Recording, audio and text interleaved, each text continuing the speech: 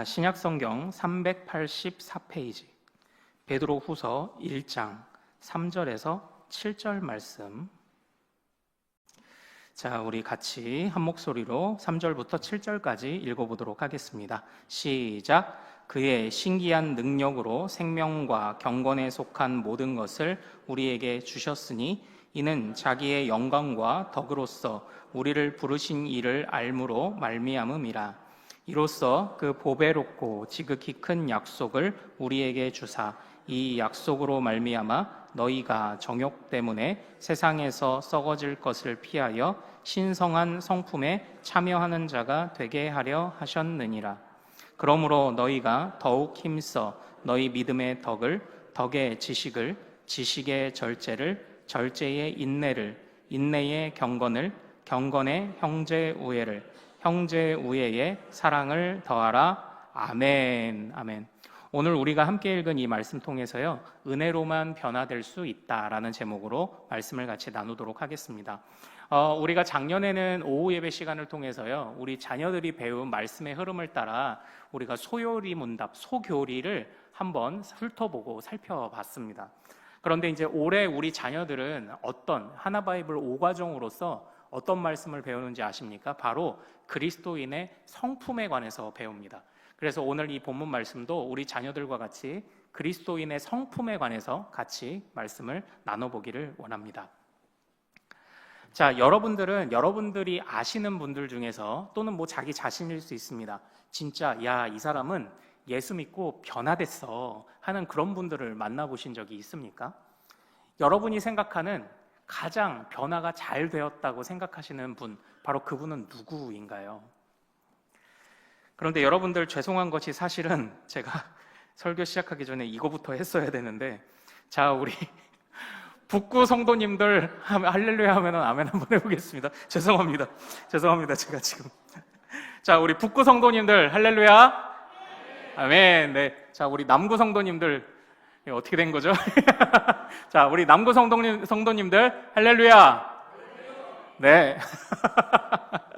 사실은 우리 교회가요, 그 재적을 확인해 보면요, 북구가 월등히 많습니다. 사실은 그 2대1의 비율로 재적도 그렇습니다. 이제 거의 출석도 그러신 것으로 이제 생각이 됩니다. 자, 이제 참 정신없는 그 일일지도 모르겠습니다만 잘 따라 주셔서 또 감사하고요. 우리 혹시 좌우에 계신 분들하고 한번 인사 나누셨나요? 좌우 앞뒤에 계신 분들하고 다시 한번 인사 나눌까요? 자, 함께 이웃이 되어 주셔서 감사합니다. 자, 이웃이 되어 주셔서 감사합니다. 자, 앞으로 우리 인사하고 지내죠. 네, 이렇게. 네, 우리 5천 식구들 저렇게 우리 세 분이 모이셨습니다. 자, 우리 5천 할렐루야. 네. 자, 감사합니다. 그리고 아마 몇 분들께서 또 질문을 좀 주셨대요. 이거 언제까지 이렇게 하는 거야? 이거 오늘만입니다. 일단은 오늘입니다. 연초니까요. 그리고 또 목사님이 교구하려나 보다. 그럼 우리는 누구랑 엮이는 거야? 이제 이렇게 되잖아요. 엮이는 거야 이렇게 말씀하시는데, 맞습니다. 사실 이제 오늘 우리가 교구도 점점 좀 세워가야 됩니다. 그런데 이제 교구를 세울 때 어떻게 금을 긋느냐는 저는 2차적인 문제라고 생각을 합니다. 교구에 있어서 중요한 핵심, 제가 생각하는 적어도 중요한 핵심은요, 이게 어떻게 금을 걷든지, 가까이 있든지 멀리 있든지, 아니면 연령이 비슷한 연령이든지 아니든지, 제일 중요한 게 뭔지 아세요? 사랑 많은 조장이 누가를 담당하든 그 리더가 사랑이 많으면 그 구역은 됩니다. 그러므로 나이 차이가 많더라도 예전에 다 경험해 보셨을 거예요. 여러분들이 구역 활동하실 때 그냥 무슨 일이 있어도 퍼주시던 권사님들 있잖아요. 그냥 내가 젊은 새댁이지만 데리고 가면 애기 안아주고, 애기 있으면 밥도 제대로 못 먹잖아. 애기 나 주고 밥 먹어. 가서 자고 와. 이런 권사님들 있잖아요. 그런 권사님들, 그런 집사님들, 그런 장로님들, 그런 리더들 밑에 있으면 멀리 있어도 옵니다. 그런데 이 사랑 많은 리더의 헌신, 그리고 함께하는 성도들의 그런 또 수고로운 또 그런 동역하는 마음들이 없으면 아무리 금을 잘 나눠놔도 그냥 안 될 거예요. 그래서 이제 첫 번째는 뭘까요? 일단은 우리 좀 알고 지냅시다. 인사도 좀 하고 얼굴도 좀 알고 지내고 이렇게 합시다. 이제 그런 차원에서 제가 좀 부탁을 드렸고, 그래도 오늘 잘 찾아들 오시더라고요. 그래서 너무 감사합니다. 우리 교회는 그래도 교제의 폭이 참 좋습니다. 전도회를 통해서 교제의 폭을 그래도 갖고 있어서 감사합니다. 또 봉사도 하나의 교제의 장소가 될 수 있습니다. 그런데 이제는 이 틀을 조금 한번 벗어나 보는 거예요. 그래서 우리가 교제를 이렇게도 저렇게도. 자, 이제 오늘 이후로 예배를 드리시고 주일에 오실 때 이제 인사하실 수 있는 분들이 적어도 서너 분은 더 늘어나셨을 것이라고 생각을 합니다. 이미 익숙하신 분도 계시겠지만, 자, 이분들하고 계속 좋은 그런 또 마음들을, 인사들을 나누시고 또 관계를 다져갈 수 있기를 소망합니다. 자, 이제 말씀으로 들어갈게요. 자, 다시 질문 드리겠습니다. 자, 여러분이 아시는 분들 중에 가장 이 사람은 진짜 예수 믿고 변화됐다라고 하시는 분 누가 있나요? 나 자신일 수도 있고 내 가족일 수도 있고 아니면 뭐 또 다른 친척 아니면 내가 아는 누군가일 수도 있습니다. 제가 예전에 그런 말씀을 드렸습니다. 제가 청년부 때 같이 저희들을 지도해 주시던 부장 집사님이 같이 사역을 나갔을 때 손에 일심이라는 문신이 있는 분이라는 걸 제가 발견했던 말씀을 드렸습니다. 이분이 유도 선수 출신의 좀 어깨 생활을 좀 하시던 분이었는데 그 아내 권사님을 만나서 완전히 달라지신 거예요. 그래서 제 모교회에 장로로서 섬기시다가 은퇴를 하셨습니다. 이처럼 이런 분도 변화라고 말할 수 있습니다. 그런데 우리는 대부분 변화됐다, 누가 변화됐다고 할 때 어떤 것들을 보고 판단하냐면 물론 사실은 겉모습을 보고 판단할 수밖에 없어요. 그런데 대부분 우리는 일반적으로 아이고 우리 신랑께서는 박간 양반께서는 뭐 하시는 분이세요? 누가 이렇게 물으면요, 우리는 대부분 어떻게 대답하냐면 회사원이에요. 또 아니면 뭐 목사예요. 이렇게 대부분 직업으로 설명을 합니다. 뭐 하시는 분이세요? 그러면 사람을 설명할 수 있는 다양한 방법이 있는데 대부분 하는 일이나 직업으로 설명해요. 그런데 그건 그냥 말 그대로 직업이죠. 그러니까 직업으로 설명해야 되는데 예전에 어려운 시절에 우리 남편이 실직했다? 그러면 아예 그냥 조그맣게 어디 일해요. 그냥 이렇게 얘기를 할 수밖에 없는 거예요. 자신감이 안 생기는 거죠. 그러나 우리를 설명할 수 있는 방식이 얼마나 많습니까? 남편 어떤 분이세요? 아유, 사람은 좋아요. 이렇게 설명할 수도 있고 설명할 수 있는 방법이 많잖아요. 마찬가지로 우리도 이 사람이 달라졌느냐라고 할 때 대부분 어떻게 설명을 하냐면 아유, 그분이 말이야 그냥 장로님이 되셨대. 그분이 말이야 권사님이 되셨대. 또 이렇게 일과 직분으로 설명을 해요. 변화됐다는 것을. 그러나 오늘 우리가 살펴보고자 하는 이 말씀에서는 진정한 변화가 무엇인지를 이야기해주고 있습니다. 진정한 변화는 무엇일까요? 같이 한번 따라해 볼까요? 진정한 변화는 내면에 일어나는 성품의 변화이다. 네, 이겁니다. 내면의 혁명이 사실상 진짜 변화라고 오늘 이 본문이 말씀을 하고 있는 것입니다. 자, 대표적으로 오늘 이 베드로는 어떤 사람이었냐? 성급함의 대명사였어요. 뭐든지 빨라요. 뭐든지 빠릅니다. 그래서 주님을 섬길 때도 항상 그냥 아싸랍니다. 그냥 빠릅니다. 주님이 너희는 나를 누구라고 생각하느냐 하실 때에도 그때도 주는 그리스도시요 살아계신 하나님의 아들이니라 이래놓고서는 또 내가 주님 앞서 가겠습니다 이러다가 무슨 소리를 들었죠? 사탄아 이런 소리를 듣는 거예요. 주님을 자꾸 앞서려고 하니까 그것처럼 참 성급한 사람이에요. 그런데 이 성급함이 또 어떻게 나타났나요? 도망도 1번으로 도망쳤어요. 예수님이 십자가에 달리신다고 할 때 1번으로 도망친 게 바로 이 베드로입니다. 뭐든지 빨라요. 뭐든지 빨라요. 그러나 이 베드로가 달라졌어요. 베드로는 이후에 잘 아시는 것처럼 성경에는 없는 얘기지만 전해오는 이야기에 따르면 십자가에 거꾸로 매달아서 못 박아져 운명을 달리했다고 이렇게 알려졌을 만큼 그가 하나님의 중요한 역사를 감당하는 사람이었습니다. 그러니까 순교하신 거예요. 순교. 베드로는 변화됐습니다. 그런데 어떻게 그가 변화되었습니까? 사실 이 베드로, 우리가 읽은 이 베드로 전후서는요, 이 베드로가 이것을 기록한 이유가 있습니다. 이 이유가 뭐냐면요, 아마 그 안에 베드로 자신의 실패가 담겨 있었던 것 같아요. 이 베드로 전후서를 그 기록한 목적은 교회가, 지금 교회들이 이단의 공격을 받고 있는 겁니다. 그럼 이단은 와서 어떻게 공격을 할까요? 어떻게 공격을 할까요? 이단은 사단처럼 공격을 합니다. 사단처럼 공격한다는 게 뭔지 아십니까? 아담과 하와가 하나님께 처음 부름 받았을 때 이렇게 말씀을 들었어요. 너 저 선악과를 먹으면 정령 죽으리라, 이렇게 이야기를 했죠. 근데 사단이 와서 이렇게 얘기하는 겁니다. 저거 먹으면 진짜 죽는다고 하셨어? 아니야, 너희 눈이 밝아질 거야, 이렇게 얘기를 해요. 사단이 또는 이단이 사용하는 방법은 무엇이냐면, 우리가 기존에 있는 믿는 것들, 믿음 있잖아요.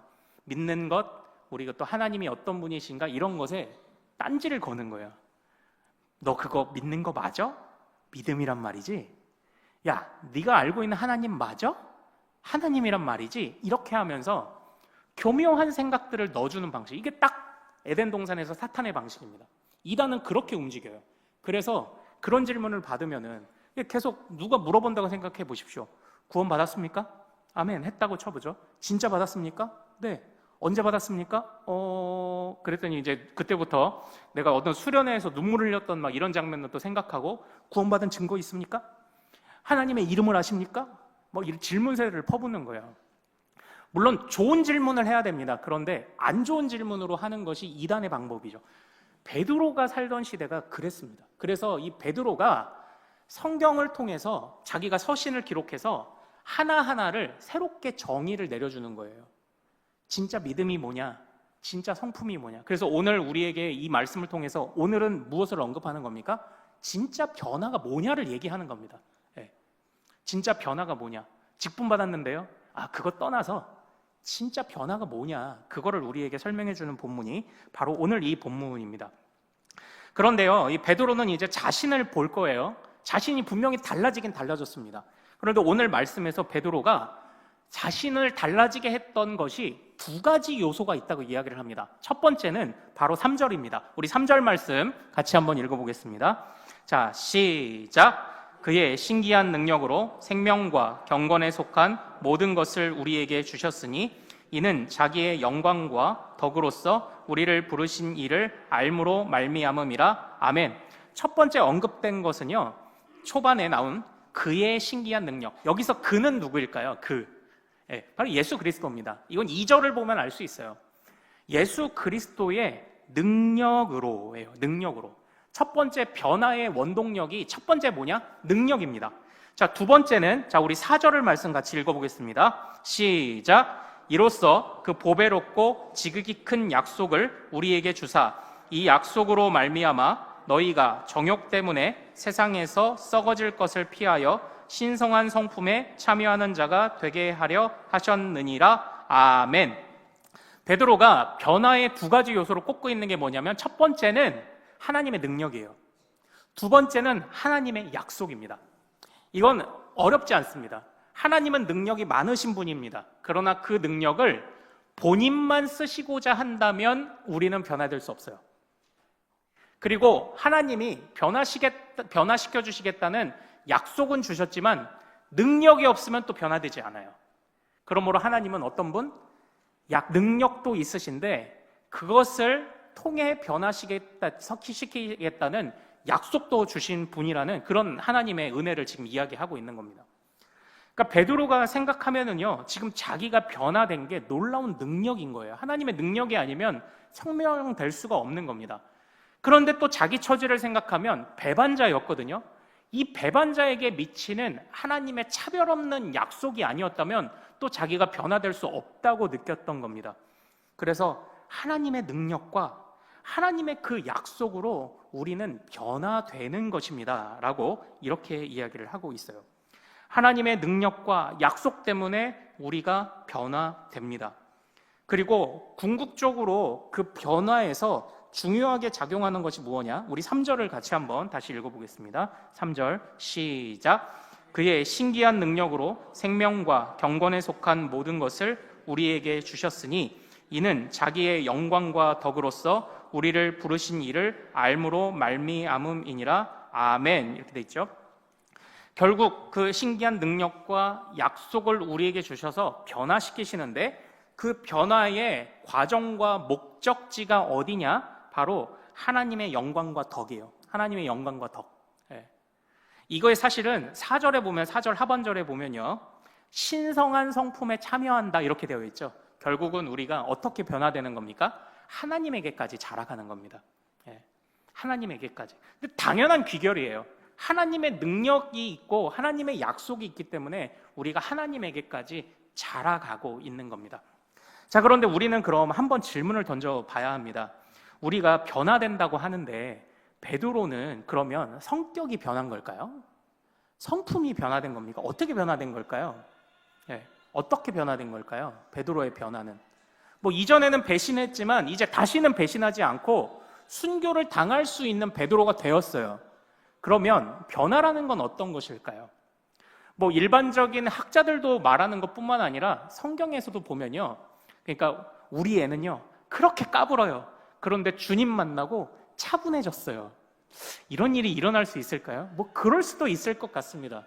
그럴 수도 있을 것 같은데 사실상 우리 믿음의 선배들도 그렇고 많은 분들이 우리 안에 변화가 어떻게 일어나느냐라고 하실 때 이 베드로의 이 급하고 또는 이 열정적인 성품 자체가 달라지는 건 아니라고 말합니다. 어떻게 되냐면 그것을 제대로 사용할 수 있게 된다고 말해요. 그러니까 우리의 변화는요, 갑자기 내향적인 사람이 외향적이 되거나 까불이가 아니면은 얌전한 사람이 되는 그런 정도 차원의 변화가 아닙니다. 우리에게 주신 내향이든 외향이든 이 모든 것은 하나님이 여러분에게 날 때부터 주신 본성이고 은혜요, 선물이요, 달란트입니다. 그런데 그것을 잘못 사용을 했던 우리가 이제는 그것을 제대로 사용하게 된 거예요. 그러니까 이전에 베드로는요, 예수님을 따라갈 때 제일 앞서 따르기도 했죠. 그런데 그것을 제대로 사용하기 시작한 순간 어떻게 됩니까? 부활의 첫 번째 증인이 누구죠? 여인들이 와서 베드로에게 말했을 때 여인들보다 앞질러 간 게 누굽니까? 베드로예요. 여인들보다 앞질러 간 게 누구입니까? 베드로입니다. 예.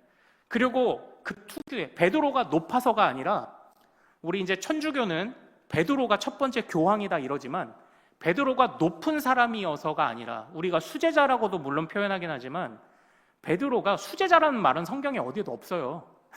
오히려 요한이 사랑하시는 제자죠.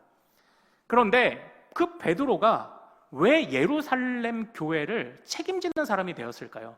그냥 하나님이 은사대로 맡기신 것 같아요. 베드로가 가지고 있는 이 배포와 베드로가 가지고 있는 이 추진력과 이런 것들을 보면, 그런데 그 다음에 베드로가요 사마리아 쪽으로 이방 쪽으로 복음이 전파될 때에 베드로도 삐끗하는 일이 있습니다. 그때에 하나님이 베드로에게 환상을 보여주시죠. 그 더러운 또는 부정한 음식들을 보게 하시면서 그걸 잡아먹으라는 환상을 주지 않으십니까? 베드로의 변화를 보면서 우리는 이렇게 생각할 수 있습니다. 타고난 성품 자체가 달라지는 건 아니다. 그것을 잘 컨트롤하고 잘 다스리며 잘 활용하게 된다. 그리고 한 번에 확 달라지지 않는다. 점진적으로 변화된다. 우리가 이 성품의 변화를 두 가지를 생각해 볼 수 있는 것입니다. 그러므로 우리는요, 어떤 면에서는 좀 여유를 가져야 돼요. 그러니까 우리 자녀들, 아니면은 또 이제 우리 항상, 저 사람만 달라지면 우리 교회 평안할 텐데 하는 이제 그런 분들. 그러나 우리에게는 너그러운 마음이 필요합니다. 우리는 모두 과정 중에 있어요. 아직 목적지에 오지 않았어요. 그리고 그 사람이, 그러니까 이제부터 오늘부터 이제 또 다음 세대 예배 또 새롭게 선생님 되시고 하셨는데, 애들 보면은, 저 까불이 저거. 근데 또 중학교 가더니 좀 얌전해졌어. 그럴 수도 있고 아닐 수도 있습니다. 그러나 그 까불이가 그 마음, 그 쾌활함을 가지고 하나님의 역사의 도구가 될 수 있다는 것을 놓치면 사실 우리는 교사하기 힘들어요. 다음 세대 가르치기 힘들어요. 그 까불이가 하나님을 위해서 일할 수 있는 사람이 언젠가는 될 거다라는 그 기대를 가져야 돼요. 왜냐? 우리는 모두 과정 중에 있기 때문입니다. 우리는 모두 과정 중에 있기 때문이에요. 예. 자, 우리 좌우에 계신 분들하고 한번 이렇게 인사하겠습니다. 저를 너그러이 용납해 주십시오. 자, 옆에 계신 좌 했으니까 이제 우 보고. 자, 우리 자, 우리 북구는 남구 보고 남구는 북구 보고 자, 또 한 번 하겠습니다. 저를 오랫동안 참아주십시오. 자, 시작. 저를 오랫동안 참아주십시오. 예. 쉽지 않은데요. 예, 정말 우리가 정말 그 마음을 좀 가졌으면 좋겠습니다. 안 그러면 변화를 우리는 맛보지 못합니다. 타고난 성품은 변하지 않아요. 그것을 잘 활용하고 잘 다스리는 사람이 되는 것. 그것이 이제, 그리고 그 과정 중에 우리는 항상 있다라는 것입니다. 이 모든 것이 어떻게 되냐? 하나님의 능력이고요. 이 모든 것이 하나님의 약속으로 된다는 겁니다. 그래서 오늘 설교의 제목처럼 은혜로 되는 겁니다. 은혜로. 그러니까 이 부분은 사실 조금 더 우리가 다음 주 이어서 계속 살펴볼 때 조금 연결해서 볼 수 있는 부분들이 있을 것 같습니다. 자, 그런데 이제 그 변화가 일어날 때, 그러면 사실 내면의 변화는 눈에 보이지 않아요. 전 한번 말씀드린 것처럼 이제 우리 아이들이 바지가 짧아졌네? 그러면 컸다 알잖아요. 근데 이 내면은요 보이지가 않는 겁니다. 때로는 나도 나를 모릅니다. 그래서 오늘 오전 말씀처럼 나에게 대화를 걸어보려고 하는 거는 내가 나를 모르기 때문이에요. 사실 하나님 말씀 앞에서 내가 나에게 질문을 던져보는 겁니다. 왜 그렇게 낙심해 있어? 조금 냉정하게 생각해봐. 조금만 너그럽게 생각해봐. 대화를 걸어보는 거죠.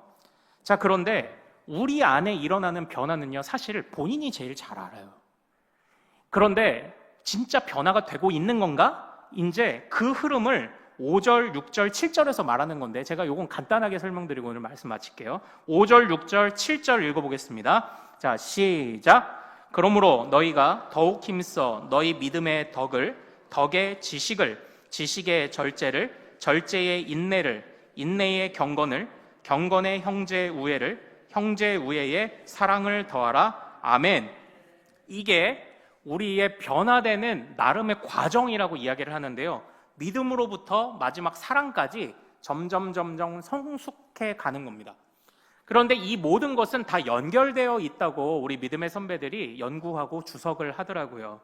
그런데 어떻게 연결이 잘 되시나요? 믿음 다음에 덕 다음에 지식, 지식 다음 절제. 이게 뭐냐면 문제는 덕이 좀 어려워요. 덕이 뭘까요? 덕이 뭡니까? 그러니까 공동체의 덕을 세워라. 그럼 뭐 공동체의 유익을 위해 하라잖아요. 근데 여기서 사용된 덕은 이렇게 기억하시면 편합니다. 행동이에요. 행동. 그러니까 믿음이라는 것은요 실제 행동으로 나타나야 됩니다. 그래야 그것이 나에게 실제 살아 움직이는 지식이 된다고 해요. 그런데 이 지식을 갖추고 나면은 이제 어떻게 되냐? 주님을 생각하게 되는 겁니다. 주님을 더 많이 생각하게 돼요. 그래서 오늘 우리가 읽었던 3절 말씀도 보면요, 자기 영광과 덕으로서 우리를 부르신 이를 알므로, 주님이 어떤 분이신지 아는 걸 성경에서 그렇게 중요하게 생각하는 겁니다. 그래서 우리 안에 참된 지식이 있는가를 이렇게 끊임없이 묻죠.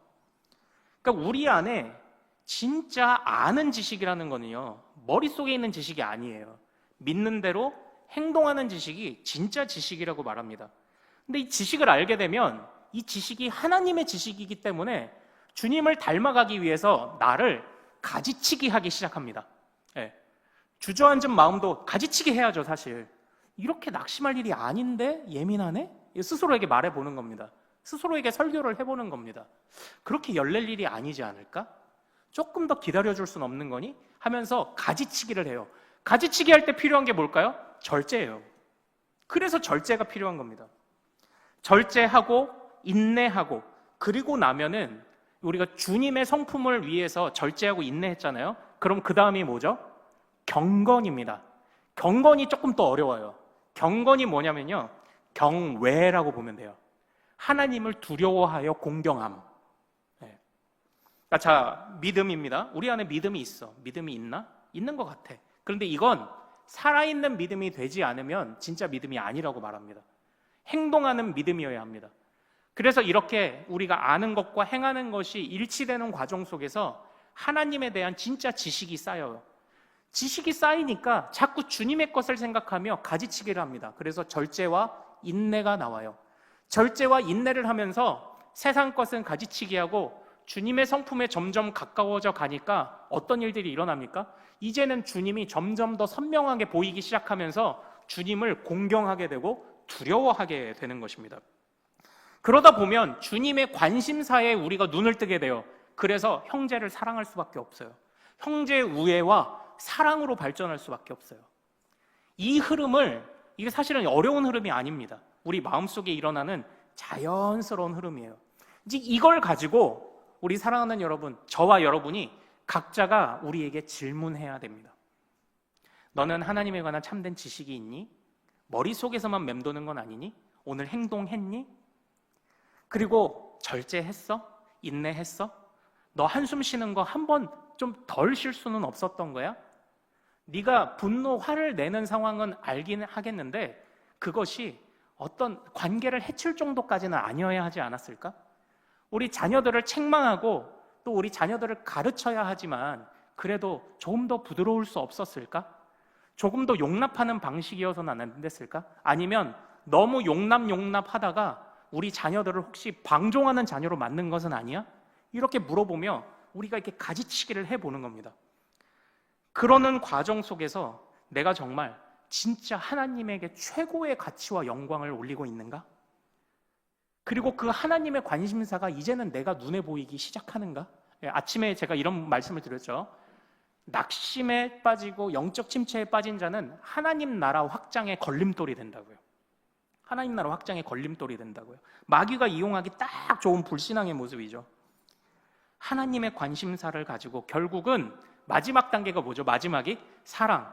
하나님은 사랑이시죠. 하나님의 성품에까지 이렇게 참여하며 가는 것을 이야기를 합니다. 사실 이런 얘기들을 했지만요, 최종적으로 오늘 말씀을 한마디로 정의를 내려보면요, 열매 맺는 삶을 살느냐를 물어보고 있는 겁니다. 그냥 열매 맺느냐. 그런데 이건 열매 자체에 집중하는 게 아니에요. 뿌리에 집중하는 겁니다. 우리의 마음 뿌리가 건전한가? 마음 뿌리가 건강하면 열매는 걱정 안 해도 된다고 말씀을 드렸죠. 열매에만 집착하다 보면요, 자꾸 우리가 어떻게 되느냐? 열매 하다 보면 겉으로만 그럴싸하게 자꾸 만들어갑니다. 그러나 뿌리를 점검하면 열매는 당연히 열리는 거예요. 그래서 우리 뿌리부터 하나. 베드로가 지금 이단의 공격을 받는 교회에 그걸 부탁하고 있는 겁니다. 너희들 안 되겠다. 기초부터 다시 해야 되겠다. 너희들 본질이 무엇인지를 다시 붙잡아야 되겠다. 그렇게 말씀하면서 자신의 경험을 벗삼아 이렇게 들려주고 있는 말씀이 바로 이 베드로서의 말씀입니다. 참으로 사랑하는 여러분, 우리가 우리 스스로도 알아채고 그리고 다른 이들도 알아챌 만큼 올 한 해 우리와 우리 자녀들이 한껏 성장하고 성숙할 수 있기를 소망합니다. 우리가 지금은 믿음을 가졌지만 조금 더 지식을, 또 지식을 가졌다면 인내도 한번 조금 더 해보고, 조금 더 해보는 거예요. 자, 그런데 이런 과정에서 실패하실 겁니다. 저도 실패할 거고 실패하실 겁니다. 그러나 포기해요, 말아요? 포기하지 않아요. 왜냐? 하나님의 은혜가 있기 때문이에요. 우리가 혼자 싸우는 싸움이 아닌 거잖아요. 믿음은 혼자 싸우는 싸움이 아닙니다. 하나님의 은혜가 있습니다. 그래서 우리에게 능력 주신 이도 하나님이시고 약속 주신 이도 하나님이시고 우리의 목적지인 최고의 하나님의 성품을 보여주신 이도 하나님이시니 실패하더라도 하나님이 도와주실 것을 확신하며 우리가 해보는 겁니다. 올 한 해에 우리가 아무쪼록 열매 맺는, 뿌리가 튼튼해서 열매 맺는, 열매를 갖다 붙이는 사람 말고 튼튼해서 진짜 열매 맺는 그런 믿음의 성도들 될 수 있기를 소망합니다. 교회와 가정과 또 이웃들과 어느 누구든지 어느 누구를 만나도 열매 맺는 온전한 성품으로 우리 스스로도 우리 자신을 바라볼 때 부인할 수 없는 성장이 우리 안에 있기를 소망합니다. 자, 우리 이 시간 같이 좀 기도하기를 원합니다. 자, 우리 반주를 좀 부탁드릴게요. 우리 바로 기도하도록 하겠습니다. 하나님 아버지, 우리가 다른 사람에게 보이는 열매 중요하지만 일단 우리는 하나님 앞에서 그리고 내가 생각하는 내 성품의 변화를 내가 느끼게 하옵소서. 하나님, 정말 주님을 알게 하옵소서. 그리고 정말 주님의 사랑에까지, 주님의 성품에까지 자라갈 수 있도록 도와주옵소서. 어느 누구든지 우리를 교묘하게, 애매하게 우리를 유혹하거나 우리를 혼란스럽게 만드는 사단의 도전들, 이단의 도전이 있더라도 견고한 믿음 뿌리를 바탕으로 흔들리지 않는 우리들이 되도록 도와주옵소서. 우리 부모 세대와 자녀 세대가 함께 성장하게 하옵소서. 우리 주여 이름 크게 한번 부르고 같이 기도합니다. 주여!